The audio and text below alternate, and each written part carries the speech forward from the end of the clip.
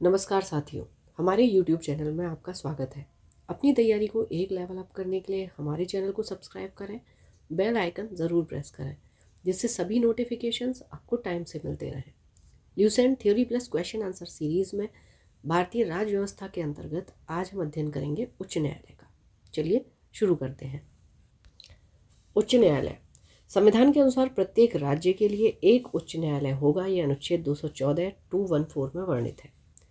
लेकिन संसद विधि द्वारा दो या दो से अधिक राज्यों और किसी संघ राज्य क्षेत्र के लिए एक ही उच्च न्यायालय स्थापित कर सकती है। ये अनुच्छेद 231 में है।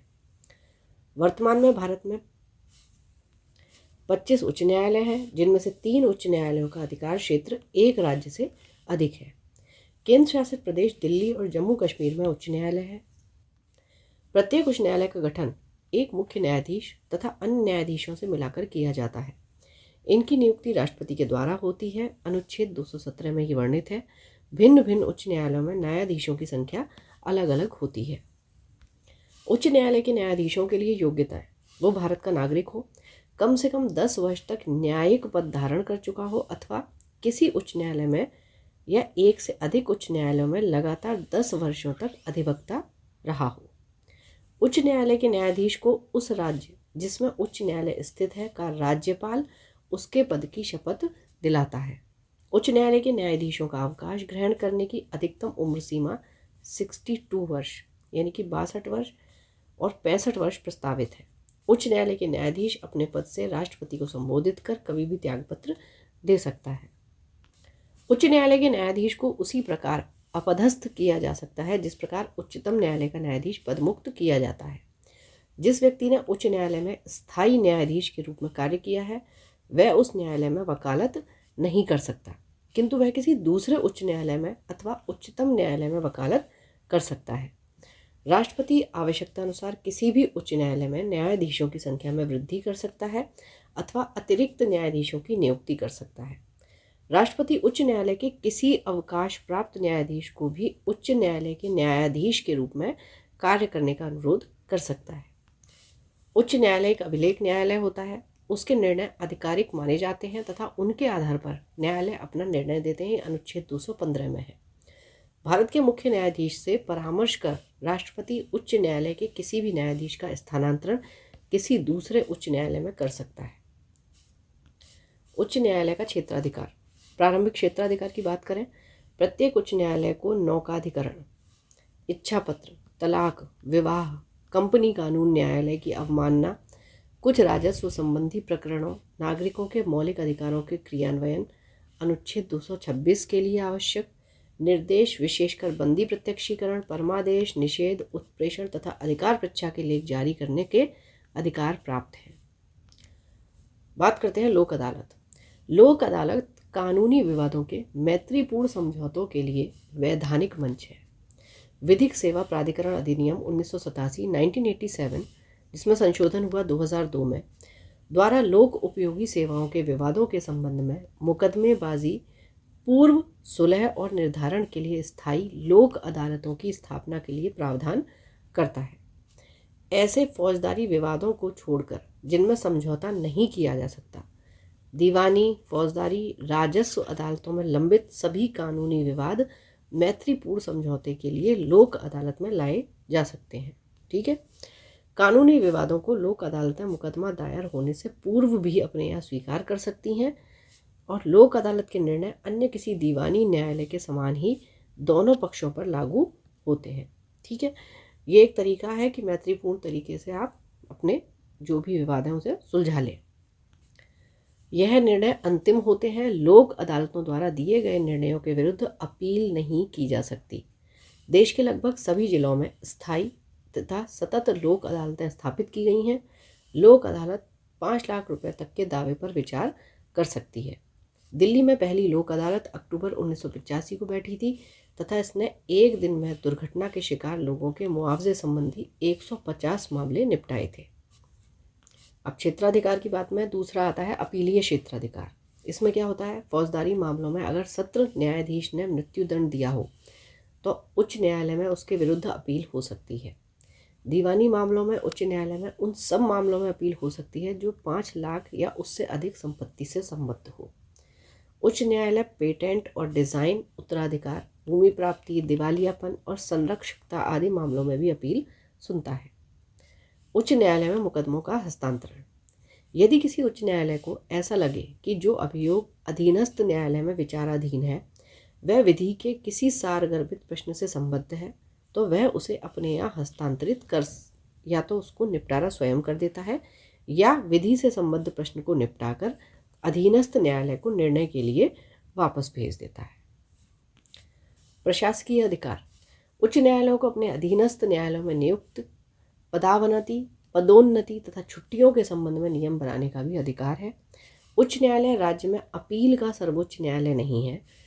राज्य सूची से संबद्ध विषयों में भी उच्च न्यायालय के निर्णयों के विरुद्ध उच्चतम न्यायालय में अपील हो सकती है। नेक्स्ट आता है आपका उपभोक्ता संरक्षण। भारत सरकार ने उपभोक्ताओं के हितों के संरक्षण के लिए उपभोक्ता संरक्षण अधिनियम 1986 1986 पारित किया। उपभोक्ता समस्याओं के निपटारे के लिए जिला स्तर पर जिला फोरम, राज्य स्तर पर राज्य उपभोक्ता विवाद निवारण आयोग तथा राष्ट्रीय स्तर पर राष्ट्रीय उपभोक्ता विवाद निवारण आयोग का गठन किया गया है।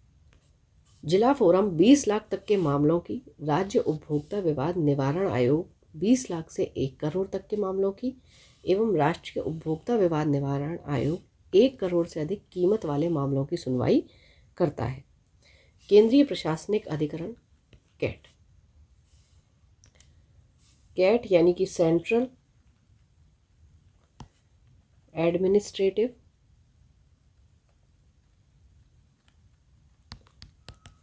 ट्रिब्यूनल, कैट संविधान के अनुच्छेद 323A के प्रावधानों से केंद्रीय प्रशासनिक अधिकरण, इसका गठन 1985 में प्रशासनिक अधिकरण अधिनियम 1985 के तहत किया गया। उस समय भारत के प्रधानमंत्री राजीव गांधी थे। कैट का अध्यक्ष उच्च न्यायालय के वर्तमान अथवा सेवानिवृत्त न्यायाधीश होता है। अध्यक्ष के अलावा इसमें 16 उपाध्यक्ष एवं 49 सदस्य यानी कि 49 मेंबर्स होते हैं। ये सदस्य न्यायिक एवं प्रशासनिक दोनों क्षेत्रों से लिए जाते हैं। चलिए अब देख लेते हैं उच्च न्यायालय आधिकारिकता तथा स्थान। तो सबसे पहले कलकत्ता में 1862 में इसकी स्थापना हुई। तब राज्य क्षेत्रीय अधिकारिता जो इसका है पश्चिम बंगाल, अंडमान निकोबार द्वीप समूह, मूल स्थान कोलकाता है और खंडपीठ जो है वो पोर्ट ब्लेयर में है। बम्बई 1862, मद्रास भी 1862। ठीक है, तो कलकत्ता, बम्बई, मद्रास तीनों की स्थापना हुई थी। बम्बई का जो अधिकारिता है वो महाराष्ट्र, गोवा, दादर एवं नागर हवेली, दमन एवं दीव। मूल स्थान है मुंबई और खंडपीठ नागपुर, पणजी, औरंगाबाद। मद्रास की बात करेंगे, तमिलनाडु, पुडुचेरी इसकी क्षेत्रीय अधिकारिता है और चेन्नई मूल स्थान है। मदुरई में इसकी खंडपीठ है। इलाहाबाद 1866 1866 उत्तर प्रदेश में अधिकारिता है। प्रयागराज इसका मूल स्थान है और लखनऊ में खंडपीठ है। कर्नाटक 1884 1884, ठीक है, कर्नाटक पता ही है आपको। बंगलुरु में इसका मूल स्थान है और खंडपीठ इसकी नहीं है। पटना 1916 1916 बिहार और पटना इसका मूल स्थान है। उड़ीसा 1948 कटक इसका मूल स्थान है। गुवाहाटी 1948 असम, नागालैंड, मिजोरम, अरुणाचल प्रदेश। ठीक है, तो राज्य क्षेत्रीय अधिकारिता जो है इन चारों की है। यहाँ पे गुवाहाटी इसका मूल स्थान है और इसकी खंडपीठ जो है वो कोहिमा, आइजोल और ईटानगर में है।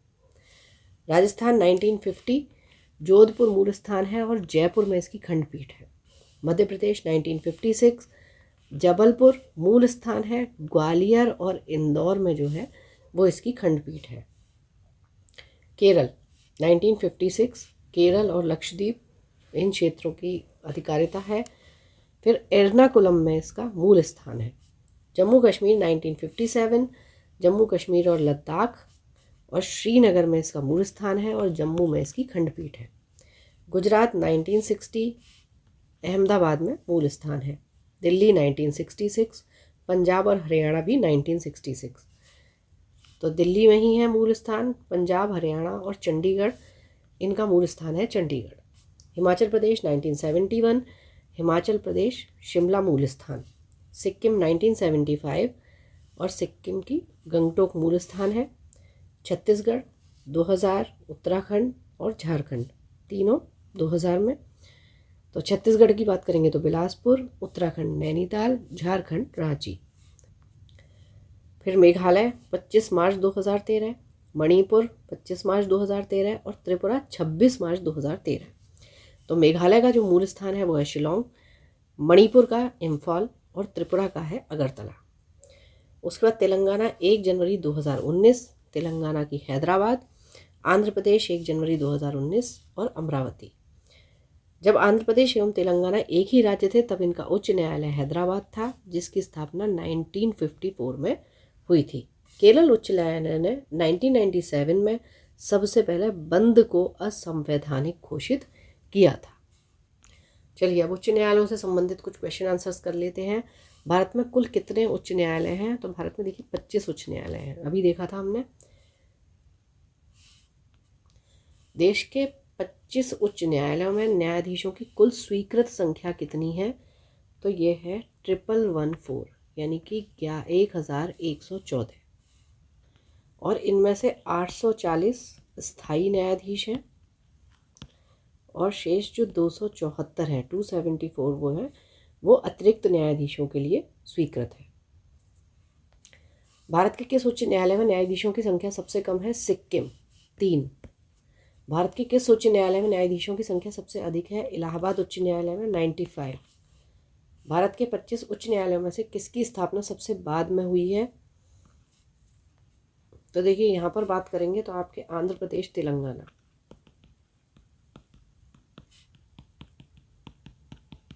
– 2019, ठीक है। उससे पहले तक त्रिपुरा था, क्योंकि ये 26 मार्च 2013 को हुआ था। इससे एक दिन पहले 25 मार्च 2013 में मेघालय और मणिपुर की स्थापना हुई थी। बम्बई उच्च न्यायालय, कलकत्ता उच्च न्यायालय एवं मद्रास उच्च न्यायालय की स्थापना एक साथ हुई थी। कब? 1862 में। किस उच्च न्यायालय के सर्वाधिक स्थायी अस्थायी खंडपीठ है? गुवाहाटी उच्च न्यायालय। भारत के किस संघ शासित क्षेत्र का अपना उच्च न्यायालय है? दिल्ली। निम्नलिखित में से किस राज्य का अपना स्वयं का उच्च न्यायालय नहीं है? तो ये देखिए नागालैंड, ठीक है। और ये किसके अधिकार क्षेत्र में आता है? ये आप मुझे कमेंट बॉक्स में बताएंगे अब, क्योंकि हमने अभी देखा था ये। निम्नलिखित में से कौन सा उच्च न्यायालय एक से अधिक राज्यों का उच्च न्यायालय है? गुवाहाटी। पटना उच्च न्यायालय की स्थापना कब हुई? 1916। भारत का सबसे बड़ा उच्च न्यायालय है इलाहाबाद उच्च न्यायालय। कुल संघ शासित क्षेत्रों में से मात्र एक में ही अपना न्यायालय है, कहाँ? दिल्ली में। किन राज्यों में साझा उच्च न्यायालय है? महाराष्ट्र, गोवा। भारत में उच्च न्यायालय सर्वप्रथम आरंभ हुआ था बम्बई, मद्रास और कलकत्ता में। कब? 1862। किसके अंतर्गत कलकत्ता, मद्रास एवं बम्बई के उच्च न्यायालय स्थापित किए गए? भारतीय उच्च न्यायालय अधिनियम 1861। तो अधिनियम 1861 में आया और 1862 में स्थापना हो गई। गोवा राज्य किस उच्च न्यायालय के क्षेत्राधिकार में आता है? बम्बई उच्च न्यायालय के। दादरा एवं नागर हवेली किस उच्च न्यायालय के क्षेत्राधिकार में आते हैं? ये भी बम्बई। अंडमान एवं निकोबार द्वीप समूह किस उच्च न्यायालय के क्षेत्राधिकार में आता है? कलकत्ता। लक्षद्वीप संघ शासित प्रदेश किस उच्च न्यायालय के अधिकार में आता है? केरल। छत्तीसगढ़ उच्च न्यायालय कहाँ स्थित है? बिलासपुर में। उत्तराखंड उच्च न्यायालय कहाँ स्थित है? की स्थापना कहाँ की गई? नैनीताल। झारखंड उच्च न्यायालय की स्थापना कहाँ की गई? रांची। मध्य प्रदेश उच्च न्यायालय कहाँ स्थित है? जबलपुर। केरल का उच्च न्यायालय कहाँ स्थित है? एर्नाकुलम। उड़ीसा राज्य का उच्च न्यायालय कहाँ स्थित है? कटक।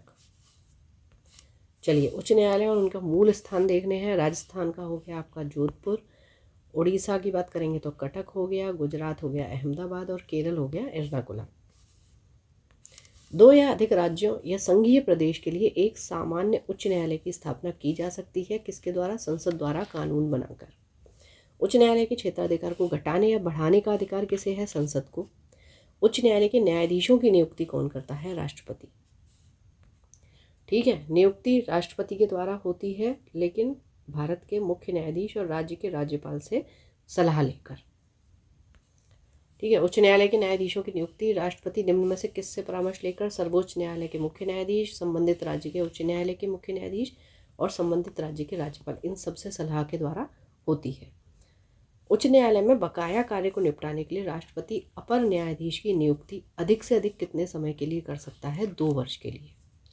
उच्च न्यायालय के पद पर नियुक्त होने के लिए अर्हताएं क्या चाहिए? वह भारत का नागरिक हो, आयु उसकी 62 वर्ष से कम हो, उसने भारत क्षेत्र में कोई न्यायिक पद धारण किया हो, वह किसी उच्च न्यायालय का 2 या अधिक ऐसे न्यायालयों में लगातार अधिवक्ता रहा हो। ये सारे के सारे होने चाहिए। उच्च न्यायालय के न्यायाधीशों का राष्ट्रपति के द्वारा नियुक्ति होती है। ठीक है। उच्च न्यायालय का न्यायाधीश किसके समक्ष अपने पद और गोपनीयता की शपथ लेता है? तो राज्यपाल। ध्यान रखिएगा, नियुक्ति राष्ट्रपति द्वारा है, लेकिन जो शपथ है वो राज्यपाल। उच्च न्यायालय का न्यायाधीश अपना त्यागपत्र किसको देता है? राष्ट्रपति को। तो नियुक्ति और त्यागपत्र राष्ट्रपति को, लेकिन शपथ जो है पद और गोपनीयता की वो राज्यपाल के मतलब समक्ष। उच्च न्यायालय के न्यायाधीशों के आचरण पर बहस कहाँ की जा सकती है? तो कहीं भी नहीं की जा सकती। किसी न्यायाधीश को एक उच्च न्यायालय से दूसरे में स्थानांतरित करने का अधिकार निम्नलिखित में से किसको है? भारत के राष्ट्रपति को। उच्च न्यायालय के न्यायाधीश को कौन हटा सकता है? विशेष बहुमत से पारित संसद के प्रस्ताव पर राष्ट्रपति। उच्च न्यायालय के न्यायाधीशों को उसके पद से केवल किन प्रमाणित आधारों पर हटा सकता है? कदाचार और असमर्थता। यही सर्वोच्च न्यायालय के मुख्य न्यायाधीश के लिए होता है। उच्च न्यायालय के न्यायाधीशों की सेवानिवृत्ति की अधिकतम उम्र सीमा है 62 वर्ष। किसी राज्य के उच्च न्यायालय के न्यायाधीशों के वेतन तथा भत्ते निम्नलिखित में से कौन सी निधि पर भारित होते हैं? संबंधित राज्य की संचित निधि पर। उच्च न्यायालय के मुख्य न्यायमूर्ति और अन्य न्यायाधीशों की कितनी आयु तक पद पर बने रहते हैं? 62 वर्ष। उच्च न्यायालय के किसी न्यायाधीश की आयु के बारे में उत्पन्न किसी प्रश्न का विनिश्चय कौन करता है? सर्वोच्च न्यायालय के मुख्य न्यायाधीश के परामर्श से राष्ट्रपति। उच्च न्यायालय के न्यायाधीश पद पर नियुक्त होने वाली प्रथम महिला कौन है? अन्ना चंडी। उच्च न्यायालय के मुख्य न्यायाधीश पद पर नियुक्त होने वाली प्रथम महिला कौन है? लीला सेठ। ठीक है, दोनों प्रश्नों को ध्यान से पढ़ें। उच्च न्यायालय के न्यायाधीश के पद पर अन्ना चंडी हैं और मुख्य न्यायाधीश के पद पर लीला सेठ। उच्च न्यायालय में मुख्य न्यायाधीश के अतिरिक्त कुल कितने न्यायाधीशों का प्रावधान संविधान में है? इसकी कोई सीमा नहीं है। मौलिक अधिकारों को लागू करने अथवा अतिक्रमण करने के मामलों में उच्च न्यायालय निम्नलिखित में से किस प्रकार का आदेश जारी कर सकता है? तो ये सारे हैं। अधिकार प्रत्याशा हो गया, बंदी प्रत्यक्षीकरण व उत्प्रेषण, परमादेश व प्रतिषेध, सारी रिट्स। बंदी प्रत्यक्षीकरण यानी कि हेबियस कॉर्पस याचिका के अतिरिक्त निम्नलिखित में से किस याचिका को उच्च न्यायालय जारी कर सकता है? तो ये सारी ही हैं। उत्प्रेषण हो गया, अधिकार प्रत्याशा हो गया, परमादेश हो गया। उच्च न्यायालय अपने अधीनस्थ न्यायालय या अर्ध न्यायिक निकायों के विरुद्ध उत्प्रेषण रिट यानी सर्शियरी तब जारी कर सकता है, कब कब? जब निर्णय या आदेश में कोई विधि संबंधी त्रुटि हो, जब निर्णय या आदेश को पारित करने में नैसर्गिक न्याय के सिद्धांत का उल्लंघन हुआ हो, जब निर्णय या आदेश को पारित करने की अधिकारिता के आधिक्य में कार्य किया गया हो, सभी मामलों में। उच्च न्यायालय की परमादेश जारी करने की शक्ति के अंतर्गत क्या आता है? संवैधानिक अधिकार और सांविधिक अधिकार, मौलिक अधिकार। उच्च न्यायालय को किसका अधीक्षण करने का अधिकार है? अधीनस्थ न्यायालय। भारत में उच्च न्यायालयों के संबंध में निम्नलिखित कथनों पर विचार करें। तो देश में 18 उच्च न्यायालय हैं, गलत है, 25 है। उनमें से 3 का क्षेत्राधिकार एक राज्य से अधिक है। इनमें से 3 का क्षेत्राधिकार एक राज्य से अधिक है, तो देखिए ये भी ठीक है। इसमें कौन कौन से आ जाते हैं आपके? एक बॉम्बे उच्च न्यायालय हो गया, मुंबई उच्च न्यायालय। ठीक है, तो मुंबई में आपका क्या क्या आ जाता है? गोवा आ जाएगा, मुंबई का तो उसमें है ही, महाराष्ट्र का। उसके बाद गोवा आ जाएगा, फिर आपका दादरा नागर हवेली दमन दीव। ठीक है, तो ये आपके इसमें है। फिर उसके बाद दूसरा आ जाता है गुवाहाटी। ठीक है, गुवाहाटी की हम बात करेंगे तो इसमें आपका आ गया असम, अरुणाचल, नागालैंड और मिज़ोरम। ठीक है, और जो तीसरा आपका है, तो तीसरा हो जाता है पंजाब और हरियाणा।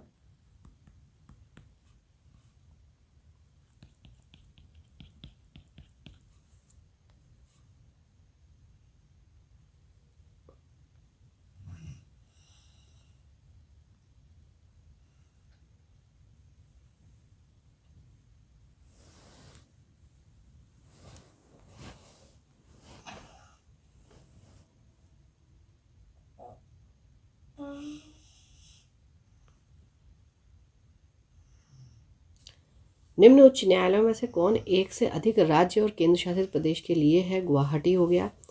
निम्न में से कौन सा कथन उच्च न्यायालय के सेवानिवृत्त जज के विषय में सही है? वह सर्वोच्च न्यायालय में वकालत कर सकता है।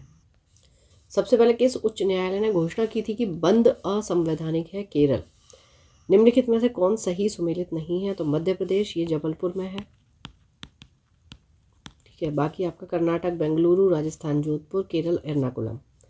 उच्च न्यायालय के न्यायाधीशों के वेतन में कब कमी की जा सकती है? वित्तीय आपातकाल में। बम्बई उच्च न्यायालय के क्षेत्राधिकार के अंतर्गत कौन से राज्य या संघ शासित क्षेत्र आते हैं? तो महाराष्ट्र, गोवा, दादरा नागर हवेली, दमन दीव, ये एक ही हुए हैं। तो 1, 2, 3, 4। एक उच्च न्यायालय का न्यायाधीश अपना त्यागपत्र संबोधित करता है राष्ट्रपति को। भारत में चलित न्यायालय यानी कि मोबाइल कोर्ट, इनका मानस पुंज है डॉक्टर APJ अब्दुल कलाम। विधि आयोग के किस अध्यक्ष ने अपनी रिपोर्ट में समर्थन किया है कि प्रत्येक उच्च न्यायालय के 1/3 न्यायाधीश दूसरे राज्य से होने चाहिए? न्यायाधीश HR खन्ना। भारत के कितने उच्च न्यायालयों की अधिकारिता में एक से अधिक राज्य हैं जिसमें संघ राज्य क्षेत्र शामिल नहीं है? ये हैं 3। तो पहला हो जाता है बॉम्बे उच्च न्यायालय, ठीक है, जिसके अधिकार क्षेत्र में आ जाता है आपका महाराष्ट्र, गोवा, और अगर संघ शासित क्षेत्रों की बात करें भी तो उसमें दादरा नागर हवेली और दमन दीव आ जाएगा। फिर उसके बाद गुवाहाटी उच्च न्यायालय। गुवाहाटी उच्च न्यायालय में असम और अरुणाचल प्रदेश, नागालैंड और मिजोरम, और पंजाब और हरियाणा उच्च न्यायालय, इसमें पंजाब व हरियाणा आता है और चंडीगढ़ भी आ जाता है। चलिए, तो यहाँ ये हमारा उच्च न्यायालय चैप्टर कंप्लीट होता है। पढ़ते रहिए, बढ़ते रहिए, रिवीजन ज़रूर करते रहिए। Thank you for watching, keep learning, stay with me.